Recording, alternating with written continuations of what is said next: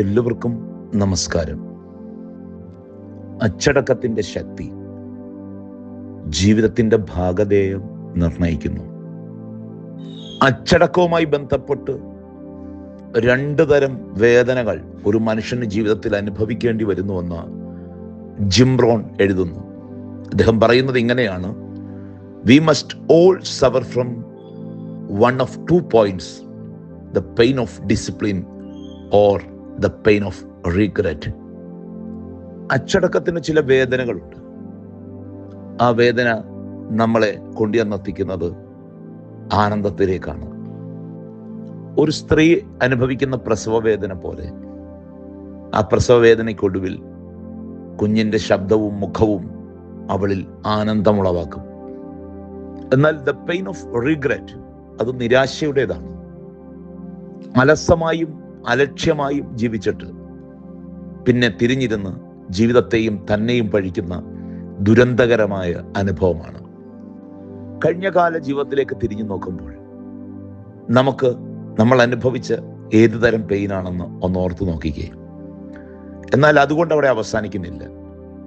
ഒരു പുതിയ പുലരി നമുക്കായി കാത്തിരിക്കുന്നു. അതുകൊണ്ട് തന്നെ അച്ചടക്കത്തിൻ്റെ വേദന അതിലൂടെ കടന്നു പോകാൻ ഒരു മനസ്സാർജിച്ചുകൊണ്ട് കൃത്യമായ ഒരു ജീവിത ശൈലി രൂപപ്പെടുത്തുന്നത് ഏറെ ഉചിതമായിരിക്കും.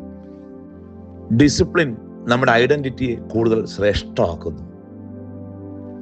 ഡിസിപ്ലിൻ നമുക്ക് അൺബ്രേക്കബിൾ കൺസിസ്റ്റൻസി, ഏതെങ്കിലും ഒരു കാര്യത്തിൽ ഇറങ്ങി തിരിച്ചാൽ പകുതിക്ക് ഇട്ടിട്ട് പോകാൻ അച്ചടക്കമുള്ളൊരു മനുഷ്യൻ തയ്യാറാവുകയില്ല. ജീവിത വിജയത്തിന് ഒരു കൺസിസ്റ്റൻസി ആവശ്യമാണ്. അച്ചടക്കം നമുക്ക് ഇമോഷണൽ കൺട്രോൾ നൽകുന്നു. പലപ്പോഴും ചെറിയ കാര്യങ്ങൾക്ക് പോലും പൊട്ടിത്തെറിക്കുന്നവരാകുമ്പോൾ അച്ചടക്കമുള്ളവർ വളരെ സൂക്ഷ്മതയോടെയും ഒപ്പം തന്നെ അവധാനതയോടെയുമാണ് വികാരങ്ങളെ കൈകാര്യം ചെയ്യുന്നത്. ഒപ്പം തന്നെ ജീവിതപാതയിൽ ധാരാളം ടെംപ്റ്റേഷൻ, പ്രലോഭനങ്ങൾ നമുക്ക് നേരിടാം. അവയെ എങ്ങനെ പ്രതിരോധിക്കുന്നത്? അവയെ പ്രതിരോധിക്കാനുള്ള ഏറ്റവും നല്ല മാർഗം അച്ചടക്കത്തിലൂടെയാണ്, ഡിസിപ്ലിനിലൂടെയാണ്. നമ്മുടെ ബലത്തെപ്പറ്റിയും ബലഹീനതയെപ്പറ്റിയും അച്ചടക്കം ഓർമ്മപ്പെടുത്തുകയും ബലഹീനതകളെ അതിജീവിക്കുവാൻ നമ്മളെ സന്നദ്ധരാക്കുകയും ചെയ്യുന്നു. അച്ചടക്കവും ചിട്ടയുമുള്ള ഒരു ജീവിതം നയിക്കണമെന്ന് നമുക്കൊക്കെ ഹൃദയം നിറയെ ആഗ്രഹം ഉണ്ടാകാം.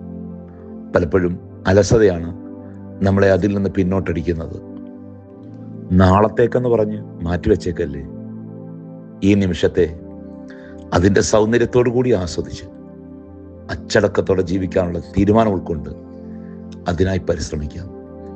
അത് ജീവിതത്തിന് കൂടുതൽ കരുത്തും മനോഹാരിതയും അർത്ഥവും പ്രദാനം ചെയ്യും. സദൃശവാക്യങ്ങൾ 16-ാം അധ്യായം 20-ാം വാക്യം: തിരുവചനം പ്രമാണിക്കുന്നവൻ നന്മ കണ്ടെത്തും, യഹോവയിൽ ആശ്രയിക്കുന്നവൻ ഭാഗ്യവാൻ. ഒരു നിമിഷം ഹൃദയ കണ്ണുകളെ കർത്താവിലേക്ക് ഉയർത്താം. കരുണാമയനായ കർത്താവേ, അവിടുന്ന് ഞങ്ങളെ അനുഗ്രഹിക്കണമേ. കർത്താവേ, അച്ചടക്കവും ചിട്ടയും ഞങ്ങളുടെ ജീവിതത്തിൻ്റെ മുഖമുദ്രയായി തീരണമേ. അനുസരണക്കേട് ജീവിതത്തിൻ്റെ ചിട്ടകളെ കെടുത്തിക്കളയുന്നതാണ്.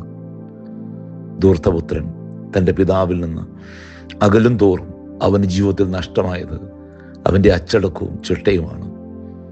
അത് അവനെ കൊണ്ടുവന്നെത്തിക്കുന്ന വലിയ നാശത്തിലേക്ക്. എന്നാൽ അവൻ്റെ മടങ്ങി വരവ് അച്ചടക്കത്തിലേക്കുള്ളൊരു മടങ്ങി വരവാണ്.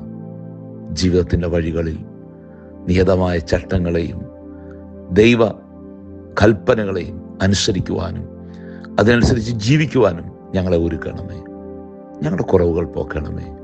ആയത് പിതാവിൻ്റെയും പുത്രൻ്റെയും പരിശുദ്ധാത്മാവിൻ്റെയും നിസ്തുല നാമത്തിൽ തന്നെ ദൈവം തമ്പുരാൻ എല്ലാവരെയും അനുഗ്രഹിക്കട്ടെ.